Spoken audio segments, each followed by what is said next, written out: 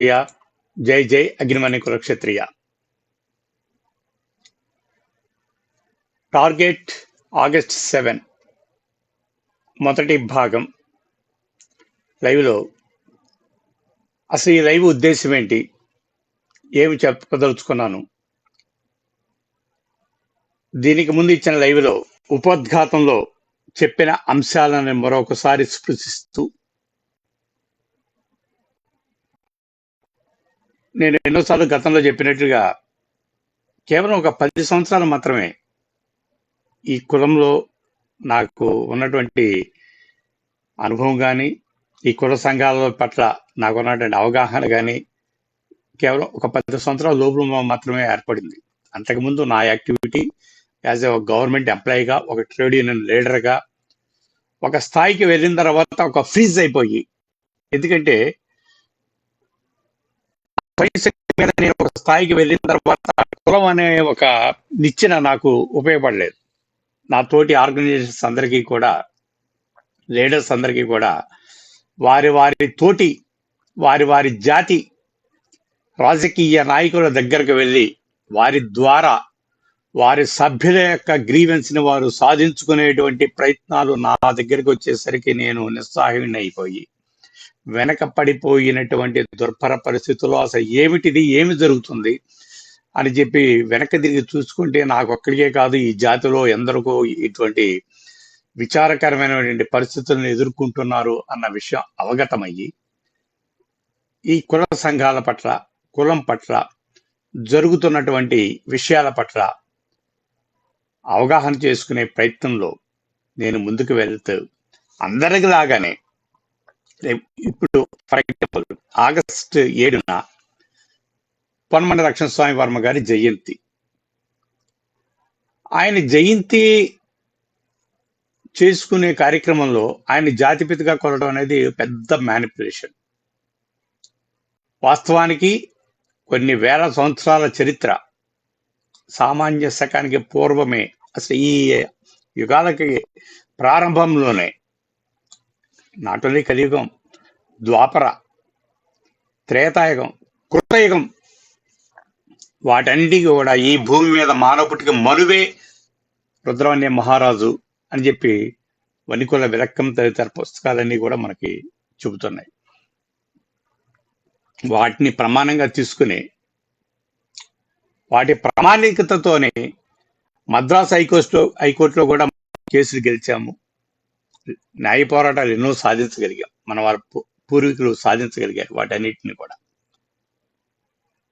కానీ ఈ రోజున మనకి మన చరిత్ర మనకే అందుబాటులో లేనటువంటి ఈ దుర్భర పరిస్థితుల్లో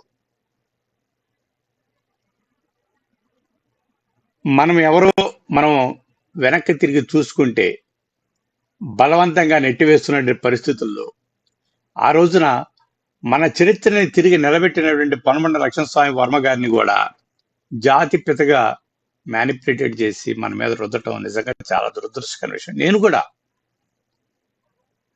సిగ్గుపడుతున్నాను ఈ విషయంలో.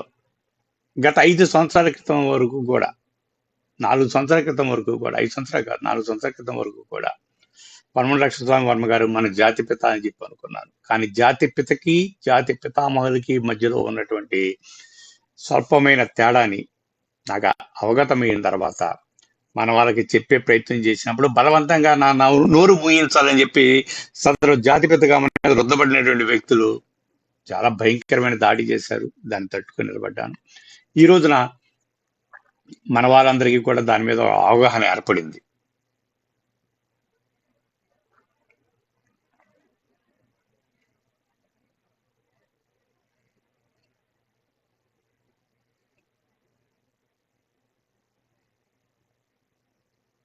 అటువంటి పరిస్థితుల్లో పొన్నమండ లక్ష్మణస్వామి వర్మ గారి ఆశయాలని నిజంగా నిలబెట్టాలి తప్పించి, అసలు కులం అంటే ఏమిటి, కుల సంఘాలు ఏమి చెయ్యాలి, జయంతులు, గజమాలయాత్రలు, ఇదేనా కులం అంటే? ఆపదలో ఉన్న వారికి సాయం చేయడమేనా కులం అంటే? అసలు కులమే ఆపదలో ఉంటే ఆదుకునేవారు ఎవరు? అంతర్వేది, వాడపల్లి, ద్రౌపది దేవాలయాలకు ధర్మకర్తలుగా గుర్తింపు తీసుకురావడం కానీ, ఇటీవల జరిగినటువంటి కులగణనలో అంటే దాన్ని పక్కన పెట్టారని చెప్పి చెబుతున్నారు కానీ మరి వాస్తవానికి ఆ కులగణనలో అంతర్వేది లాంటి ప్రముఖ దేవాలయాన్ని నిర్మించినటువంటి మన అగ్నికుల క్షత్రియుల్ని మత్స్యకార కులానికి ఉపకరణంగా నమోదు చేస్తుంటే దాన్ని వ్యతిరేకించిన వాళ్ళు ఏ కొద్ది మందో తప్పించి రిజిస్టర్డ్ ఆర్గనైజేషన్ గుర్తింపు పొందిన కుల సంఘ నాయకులు ఎవరన్నా ముందుకు వచ్చారా? ఒక పక్కన మెగా డిఎస్సికి మళ్ళీ కొత్తగా వచ్చినటువంటి ప్రభుత్వం నోటిఫికేషన్ ఇచ్చింది. గతంలో జరిగినటువంటి డిఎస్సిలు కూడా ఫేక్ సర్టిఫికేట్లతో వాస్తవానికి అగ్నికుల క్షత్రికి రావాల్సినటువంటి ఉద్యోగ అవకాశాలని వాళ్ళు తన్నుకుని వెళ్ళిపోతుంటే వాటి నుంచి కాపాడేది ఎవరు? ఇవేమీ చేయలేనటువంటి మనం జయంతుల్ని ఇంకా ఎన్ని సంవత్సరాలు చేస్తారు వీళ్ళంతా కలిసి? ఇంకా కొత్తగా ఎంతమందికి జయంతులు చేయదలుచుకున్నారు? ఈ జయంతులు చేయటమేనా మనకి? ఇంకా ఈ గజ్జమాలయాతలు జయంతులు ఇవేనా? ఇంకా సంఘానికి సంఘీయులకి ఉన్నటువంటి సమస్యల పట్ల స్పందించడం కానీ, అంటే సమస్యలు అంటే హాస్పిటల్లో ఉన్నవాడుకో ఇది కాలినోడుకో ఒది కాలినోడుకో కాదు కదా. సాంఘిక పరమైనవి యువతకి అందించవలసినటువంటి విద్యా ఉద్యోగ అవకాశాల పట్ల భద్రతను ఏర్పరచడం ఇవన్నీ చెయ్యొద్దా? పొన్మండ లక్ష్మణస్వామి వర్మ గారికి జయంతులు చేసేటప్పుడు ఆయన ఆశయాలకు మనం కాపాడుకునే ప్రయత్నం లేదా? ఇదే ప్రశ్నతో 5 సంవత్సరాల క్రితం 150వ జయంతి ఎంతో వేడిగా చేసుకోవాల్సిన సమయంలో మనం దాని పట్ల మన నిరసనని ప్రభుత్వానికి తెలియజేస్తూ మాకు జరుగుతున్నటువంటి అన్యాయాన్ని ప్రతి ఒక్కరూ కూడా ప్రభుత్వం దృష్టికి తీసుకెళ్లేలాగా 150వ జయంతి కార్యక్రమాన్ని ఒక వేదికలా చేద్దాము అని చెప్పి ఆలోచించి ఆ రోజు కుల సంఘ నాయకులు గాను నాకు పరిచయస్తులు ఉన్నారు. ఇప్పుడు ఈ రోజునంటే ఐక్య కార్యాచరణ కమిటీకి నన్ను దూరం పెట్టి మరి ఎందుకు పెడుతున్నారో తెలియదు కానీ నా అంతటా నేను ఒకసారి జూమ్ మీటింగ్ అటెండ్ అయినప్పుడు తర్వాత జూమ్ మీటింగ్ పిలుస్తున్నారు కానీ ఇంతవరకు పిలవలేదు. మరి వాళ్ళ ఉద్దేశం ఏంటో బహిరంగంగా వాళ్ళు ఇంతవరకు ఏం చెప్పలేదు. పరోక్షంలో ఏమేమి కామెంట్స్ చెప్పినప్పటికీ కూడా ఐక్య కార్యాచరణ కమిటీ, అగ్నికుల క్షత్రియ ఐక్య కార్యాచరణ కమిటీ అనేది ఒక దాన్ని ఏర్పాటు చేసి దానిలో నాలాంటి వాళ్ళకి మాలాంటి వాళ్ళకి ఎవరికి కూడా ప్రవేశం లేకుండా ఏకపక్షమైన నిర్ణయాలు తీసుకునే వాళ్ళందరూ కూడా ఆ రోజున ఎవరు నాకు దూరం కాలేదు. వాళ్ళందరూ కూడా మాట ఇచ్చారు, వస్తామన్నారు, చేద్దామన్నారు. కానీ నెమ్మదిగా అప్పటి నుంచే దూరం జరగడం మొదలుపెట్టారు. ఎవరు ముందుకు రాలేదు. రాని పరిస్థితుల్లో రాకపోగా కొంతమంది హేళన చేశారు. ఇంకా నువ్వేం చేస్తావు, ఇక మూసుకుని కూర్చో, నువ్వు ఇక నువ్వేమి చేయగలవు, మత్స్యకార కార్పొరేషనే వస్తుంది అని చెప్పి కొంతమంది పేటీఎం వాళ్ళు నా మీద మొహం మీదే అన్నారు, హేళన చేశారు. నువ్వేం చేయగలవు, నువ్వేం ఆపగలవు, ఇచ్చేది మత్స్యకార కార్పొరేషనే అని. ఒక రకంగా చెప్పాలంటే ఫ్రస్ట్రేషన్ గురయ్యే ఆవేశం, ఆవేదన ఈ రెండు కలగలిపి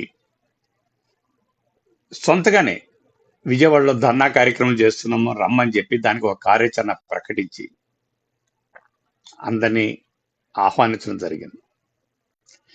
ఎవరో ఒకరిద్దరు దానికి సాయం చేద్దామని అనుకున్నప్పటికీ కూడా నేను తీసుకోదలుచుకోలేదు. ఈ విషయాలన్నీ కూడా ఇంతవరకు ఏదో కొద్ది మందికో చెప్పి బహిరంగ నేను ఎవరితోనూ షేర్ చేసుకోలేదు. ఇలా షేర్ చేసుకోవాల్సినటువంటి పరిస్థితులు వస్తాయని కూడా నేను ఊహించలేదు. ఎందుకంటే తెలియాలి, కొన్ని విషయాలు చెప్పాలి. ఈరోజు నేను ఈ లైవ్ ఎందుకు ఇస్తున్నాను, ఈ జాతిలో జరుగుతున్నటువంటి ఈ విపత్తుకర పరిస్థితుల పట్ల ఏ మాత్రం సంబంధం లేనట్లుగా ప్రవర్తిస్తున్నటువంటి అమాయక అగ్నికుల క్షత్రియులకి కొన్ని విషయాలు తెలియటం కోసమే నా ఈ చిరు ప్రయత్నం. దానిలో భాగంగానే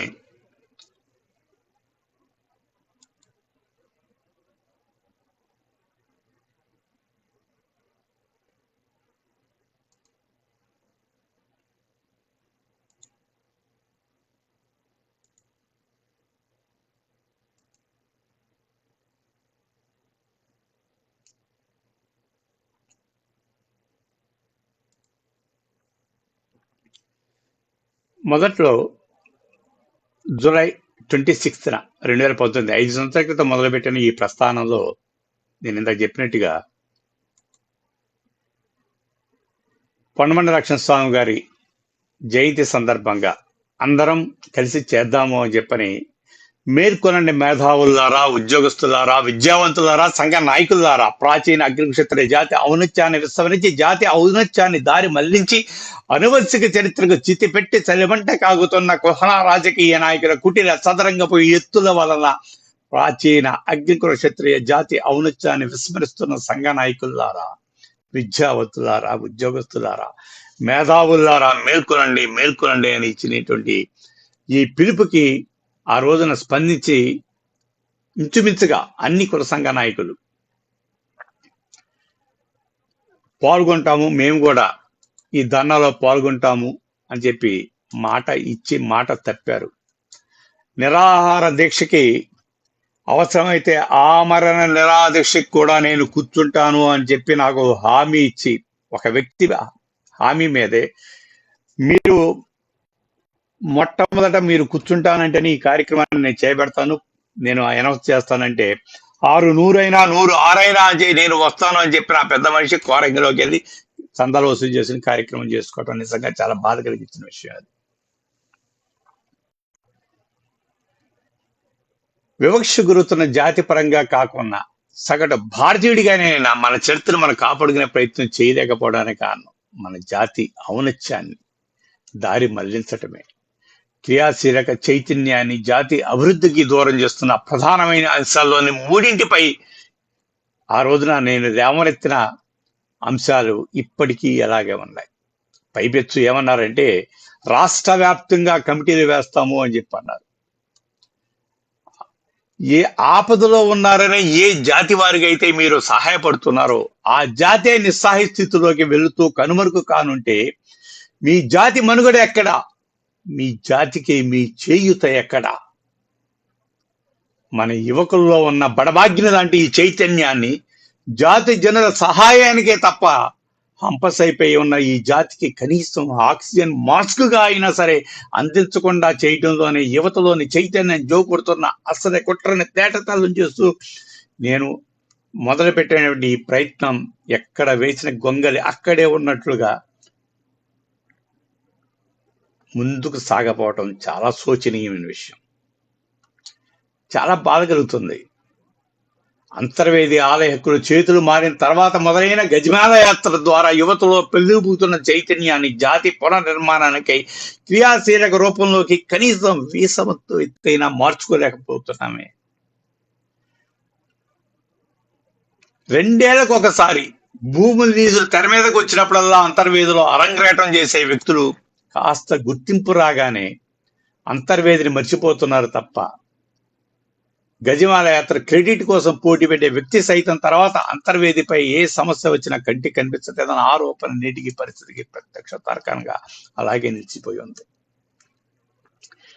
రాగద్వేషాలకు అతీతంగా ఆనాడు నేను పేరు చెబితే ఏదో వ్యక్తిగతమైనటువంటి దాన్ని ప్రమోషన్ కింద తీసుకుని ఇంకొంతమంది శత్రులు పెరిగినప్పటికీ కూడా ఒక మంచి చేస్తున్నప్పుడు ఎవరైనా కానీ దాన్ని చూపించడంలో తప్పు లేదని చెప్పి నా భావన. అది మరొకరి ప్రేరణ కావాలి, ఇంకొకరి ఇన్స్పిరేషన్ కావాలి. ఏదో 4 గోడల మధ్యలోకి వెళ్ళి కోరంగిలోకి వెళ్ళి కార్యక్రమం చేసినందువల్ల మంచిదే, ఆయన జన్మస్థానంలో చేయటం, నివాళులు అర్పించడం.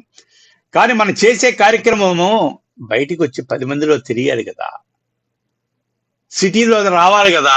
బ్యానర్ కట్టడానికి ఒప్పుకొని, బ్యానర్ ప్రింట్ చేయడానికి ఒప్పుకుని అమలాపురం గడియారం స్తంభం దగ్గర నడిబొడ్డులో బ్యానర్ కట్టి జాతి ఔన్నత్యాన్ని నిలబెట్టి ఈ రోజున ప్రతి ఒక్కరిలోనూ ఫౌంటైన్ లాగా జాతి ఆవేశం చిమ్మడానికి కారణమైనటువంటి కరి స్వామినాథన్ లాంటి కార్యక్రమాలు ఎంతమంది వ్యక్తులు చేస్తున్నారు? ఎందుకు చేయటం లేదు?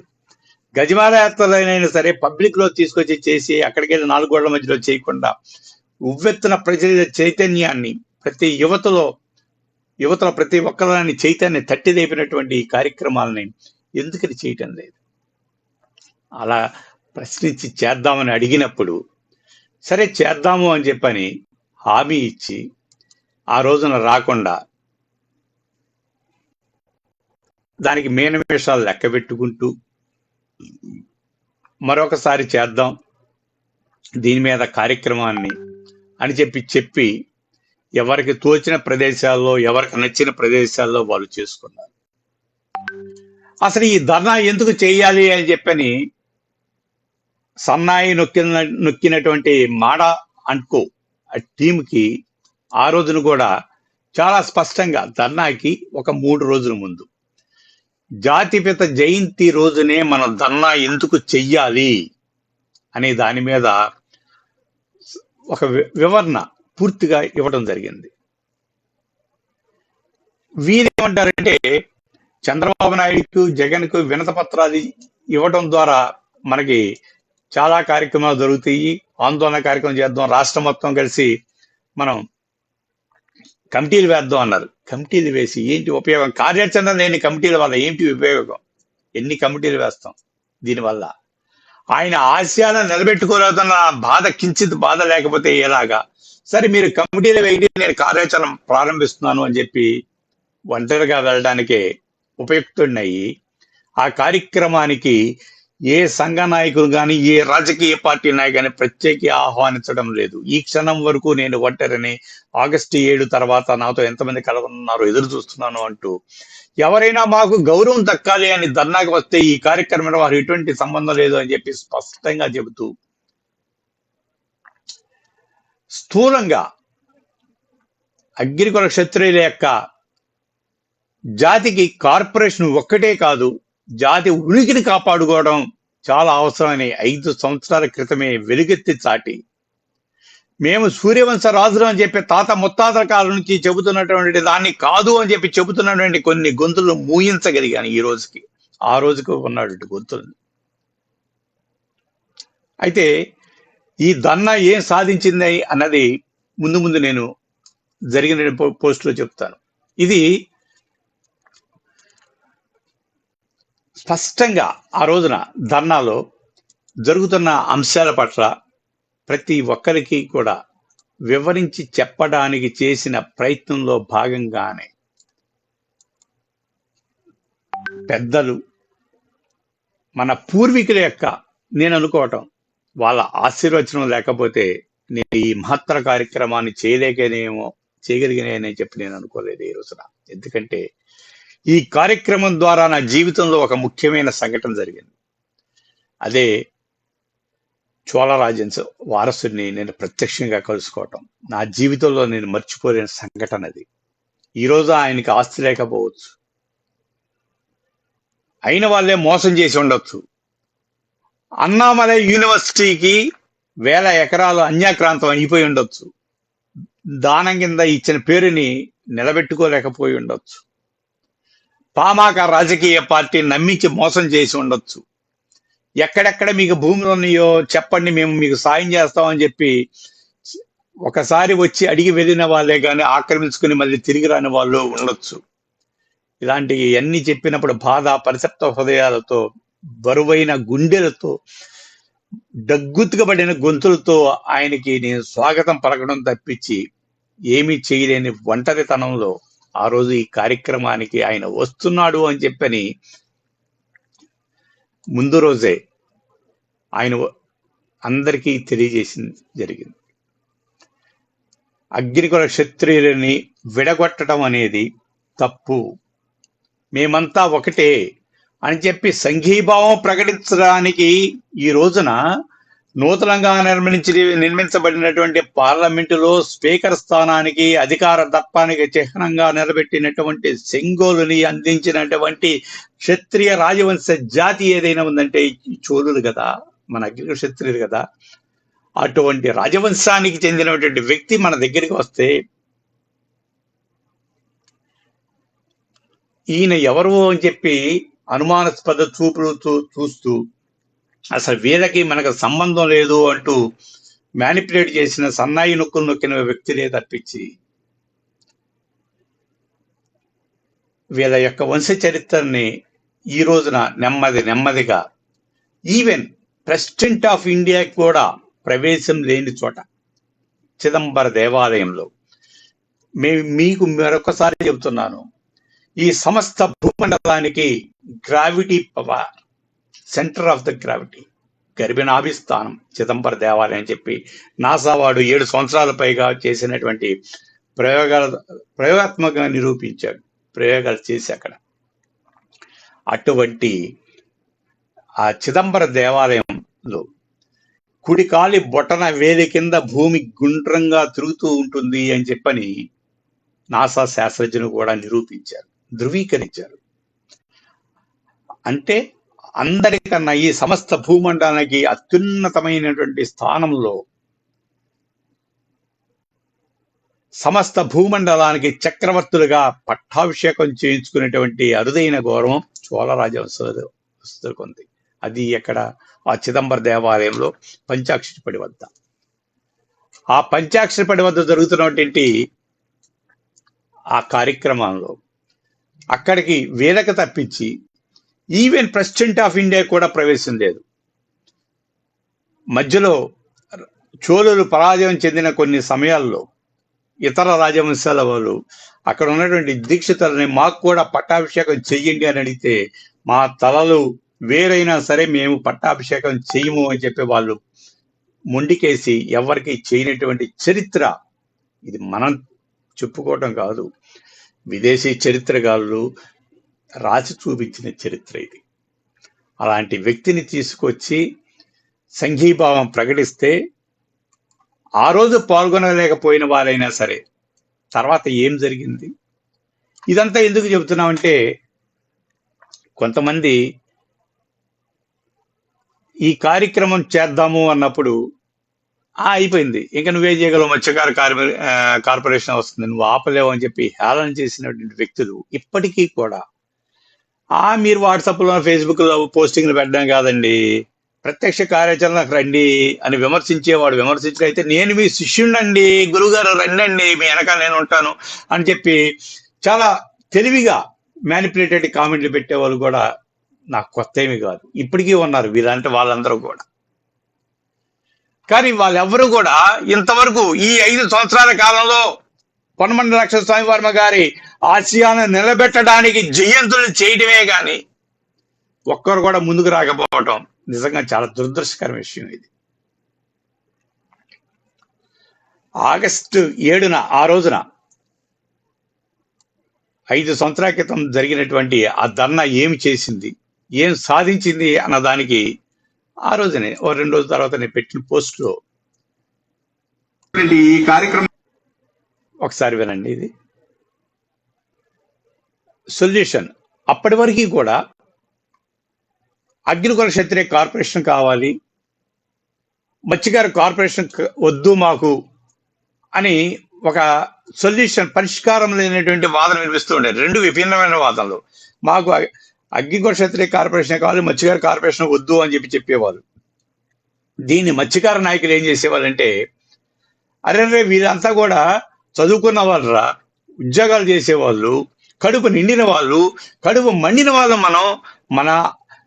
మన యొక్క దీనస్థితి వాళ్ళకి తెలియదు, చేపలు పట్టుకునే వాళ్ళ యొక్క కష్ట నష్టాలు వాళ్ళకి తెలియవు, అందుకనే మనకి రావాల్సిన సౌకర్యాలని రాయితీని రాకుండా అడ్డుకుంటున్నారు, డీజిల్ కానీ పడవలు కానీ వలలు కానీ ఇవన్నీ లేకపోతే మీరు ఎలా బతుకుతారా అని చెప్పి అనేవాళ్ళు. దీనికి ఆ రోజున ధర్నా వేదికగా ఒక పరిష్కారాన్ని సూచించడం, ఆ మార్గాన్ని ఎవ్వరు ఖండించలేని పరిష్కార మార్గాన్ని సూచించడంతో ద్వారాలు తెరుచుకున్నాయి. అగ్ని క్షత్రియ కార్పొరేషన్కి ఎవరు వ్యతిరేకించలేనటువంటి పరిస్థితి ఏర్పడింది. దాన్ని తీసుకెళ్లి మేము మనకి బీసీ కమిషన్కి ఇవ్వటం, రైట్ టు ఇన్ఫర్మేషన్ యాక్ట్కి వెళ్ళటం, ఇవన్నీ కూడా మీకు ముందు నేను ఇంకా వివరంగా చెప్తాను దాని గురించి. అంటే ఎందుకు చెప్పాల్సి వస్తుందంటే, మీరు ప్రత్యక్ష కార్యాచరణలోకి రండి అని చెప్పి అన్న వాళ్ళు ఎవరు కూడా ఈ 5 సంవత్సరాల్లో కనిపించలేదు. జయంతులు చేయడానికే తప్పించి ఈ జాతికి అవసరమైనప్పుడు ఎవరు ముందుకు రావటం లేదు. ఎందుకు రావటం లేదు? అదే ఈ టార్గెట్ ఆగస్ట్ 7 అనే శీర్షిక మీద నేను చెప్పదలుచుకున్నటువంటి లైవ్ ప్రోగ్రామ్ లో కార్యక్రమం. ఒకసారి ఈ వీడియోలో ఏం చెప్తాను. ఈ రోజు నుంచి మనం మొదలు పెడుతున్నటువంటి ఈ కార్యక్రమంలో ప్రభుత్వాన్ని ఒకటే కోరుతున్నాం, మత్స్యకార కార్పొరేషన్ కి మేము వ్యతిరేకం కాదు, ఇవ్వండి అన్ని. ఈ రోజు నుంచి మనం మొదలు పెడుతున్నటువంటి ఈ కార్యక్రమంలో ప్రభుత్వాన్ని ఒకటే కోరుతున్నాం, మత్స్యకార కార్పొరేషన్ కి మేము వ్యతిరేకం కాదు, ఇవ్వండి అన్ని కులాలకి ఇవ్వండి. మత్స్యకారులు లేని కులం అంటూ ఏదో ఉంటే చెప్పండి, చెప్పలేనప్పుడు అన్ని కులాలని దానిలో కలపండి. అన్ని కులాలకి ఎలాగైతే వాళ్ళ కార్పొరేషన్ నుంచి, మత్స్యకార కార్పొరేషన్ నుంచి 2 విధాలుగా వాళ్ళు ఎలా లబ్ధి పొందుతున్నారో మా వాళ్ళు కూడా అలాగే లబ్ధి పొందుతారు. మాకు అగ్రికల్చర్ కార్పొరేషన్ ఉండే 2 విధాలుగా మాకున్న న్యాయం చేయించండి. ఇదే మన ప్రధానమైన కోరిక. దీనిని ఇక మీదట మన వాళ్ళందరిలోనూ చర్చించి ఏకతాటి మీద దీని మీద ఒక అభిప్రాయాన్ని తీసుకొచ్చి ప్రభుత్వానికి ఈ సభాపూర్వకంగా, ఈ ధర్నాపూర్వకంగా మన అభిప్రాయాన్ని తెలియజేయడం కోసం ప్రాచీనమైనటువంటి ఒక జాతిని, ఆ జాతి యొక్క చరిత్రని, మన భారతదేశపు నాగరిక సంస్కృతికి దూరం చెయ్యొద్దు అని చెప్పి వేడుకోవడానికి ఈ కార్యక్రమాలు ఏర్పాటు చేస్తాం.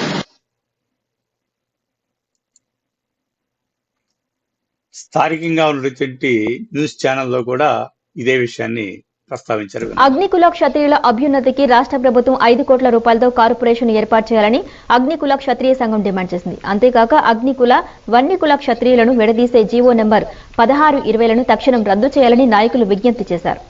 నగరంలోని ధర్నా చౌక్లో అగ్నికుల, వన్యకుల క్షత్రియ సంఘం ఆధ్వర్యంలో నిరసన ధర్నా కార్యక్రమాన్ని చేపట్టింది. ఈ సందర్భంగా సంఘం నాయకులు చింత కృష్ణబాబు మాట్లాడుతూ ప్రాచీనమైన నాగరికత కలిగిన చరిత్ర అగ్నికుల క్షత్రియులకు ఉందని అన్నారు. అంతేకాక గత ప్రభుత్వం అగ్నికుల, వన్యకుల క్షత్రియులను జీవో నెంబర్ 1620లతో విడదీసిందని ఆవేదన వ్యక్తం చేశారు. అగ్నికుల క్షత్రియులకు, వన్యకుల క్షత్రియులను వేరు చేసే జీవోలను రద్దు చేసి 5,000 కోట్ల రూపాయలతో కార్పొరేషన్ ఏర్పాటు చేయాలని ప్రభుత్వానికి విజ్ఞప్తి చేశారు. కోరంగి కేంద్రంగా మీరు తెలుగు పాటలు కూడా వినుంటారు, జోరు సేయి వారు సేయి కోరంగి రేవు సేయి అని చెప్పే పాటలు. మన భారతదేశంలో ప్రాచీనమైనటువంటి నౌక తీరం కోరంగి. ఆ కోరంగి గ్రామంలో నివసించినటువంటి మన ఆంధ్రప్రదేశ్లో మొట్టమొదటి గుర్తింపు పొందినటువంటి ఆయుర్వేద వైద్య కళాశాల వ్యవస్థాపక వైద్యులు అయినటువంటి పొన్నమండ లక్ష్మణ స్వామి వర్మ గారి 150వ జయంతి ఈ రోజున మేము ఎంతో వేడుకగాను ఆనందంగాను జరుపుకోవాల్సిన సమయంలో ఏదైతే ఆయన జాతిపితగా గుర్తించబడిందో ఆ జీవో అని గత ప్రభుత్వం దాన్ని కాలరాచి దాన్ని 2 ముక్కలు చేసి జీవో నెంబర్ 16, జీవో నెంబర్ 20గా మమ్మల్ని అగ్ని వన్యకుల క్షత్రియులను విడగొట్టిన దానికి మేము తీవ్రమైన మనస్తాపానికి గురయ్యి దాన్ని రెండింటిని రద్దు చేయండి, జీవో నెంబర్ 16, జీవో నెంబర్ 20ని రద్దు చేసి 271 జీవోని అనుసరించి అగ్ని వన్యకుల క్షత్రియులకి ఏకైక కార్పొరేషన్ ఏర్పాటు చేసి అది ఈ జాతిని మమ్మల్ని గుర్తించడం కాకుండా ప్రాచీనమైనటువంటి భారతీయ నాగరికత సంస్కృతులని కాపాడండి అని చెప్పి అడగడం కోసం ఈ రోజు ధర్నా చేశాం. ఏసీటీ న్యూస్ ముగించే ముందు హెడ్లైన్స్ మరోసారి చూద్దాం.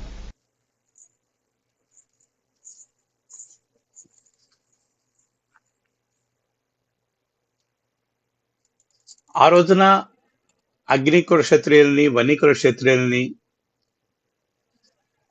విడగొట్టడం తప్పు, మేము తర్వాత దాని మీద మా ప్రయత్నం మేము చేస్తాము అన్న వాళ్ళు ఎవరు కూడా కనిపించలేదు, ఇప్పటికీ కనిపించలేదు. అగ్నికుల క్షత్రియుల నుంచి విడిపోబట్టే వన్యకుల క్షత్రియులు వన్యకుల క్షత్రియులుగా కార్పొరేషన్ తెచ్చుకుని ఏం సాధించారో వాళ్ళకే తెలియాలి. ఇప్పటికీ పేరు మార్చుకోలేకపోయారు. ఆ వారసత్వ సంపదని కాపాడండి అని చెప్పని స్థానికమైనటువంటి న్యూస్ ఛానల్లోనూ, ఎలక్ట్రానిక్ మీడియాలోనూ, ప్రింట్ మీడియాలోనూ దాన్ని ప్రముఖంగా వచ్చేట్టుగా కార్యక్రమాన్ని నిర్వహించడం మరి 5 సంవత్సరాలైనా కానీ కోరంగిలో చేయండి, జయంతులు తప్పు లేదు. కానీ స్థానికంగా కాకుండా బహిరంగ ప్రదేశాల్లో పబ్లిక్ తెలిసేలాగా కార్యక్రమాలు ఎందుకు జరగలేదు? మన జాతి ఔన్నత్యాన్ని ఎందుకని మనం కాపాడుకోలేకపోతున్నాం? ఇది నిజంగా చాలా బాధకరమైనటువంటి విషయం. ఇది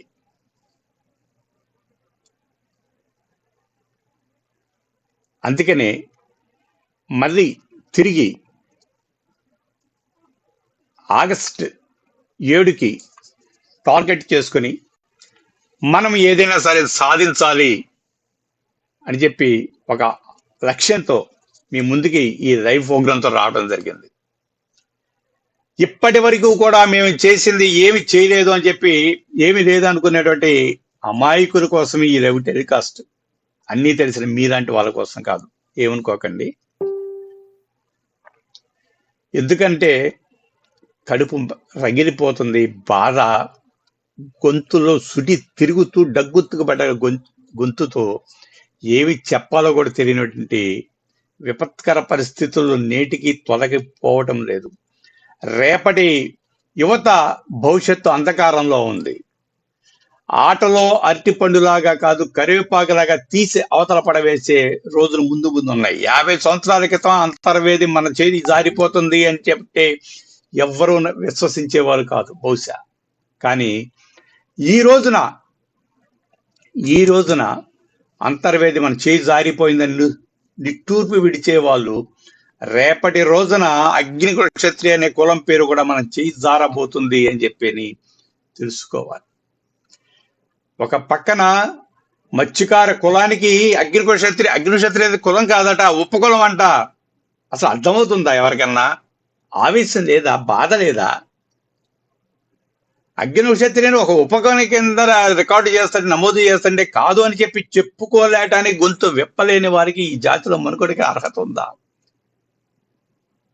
చరిత్రను తెలుసుకోలేకపోవటం, మన అస్తిత్వాన్ని మనం కాపాడుకోలేకపోవటం, మనకేం కావాలో అడగలేకపోవటం ఎక్కడికి వెళ్తుందో ఆలోచించుకోండి ఏదైనా కానీ. మరొక భాగంలో మీ ముందుకు వస్తాను. మేము ప్రత్యక్ష కార్యక్రమంలో ఏమేమి చేస్తున్నాము అన్నది మీ అందరికీ వివరించే ప్రయత్నం మరో భాగంలో తెలియజేస్తాను. ఇదొకటే కాదు, మేము చేస్తున్న కార్యక్రమాలు ఏమి చేశాం, కమిషనర్కి లెటర్ ఇవ్వడం దగ్గర నుంచి అవన్నీ కూడా మీతో పంచుకుంటాం. జై అగ్నివన్నకుల క్షత్రియ, జై జై అగ్నివన్నకుల క్షత్రియ.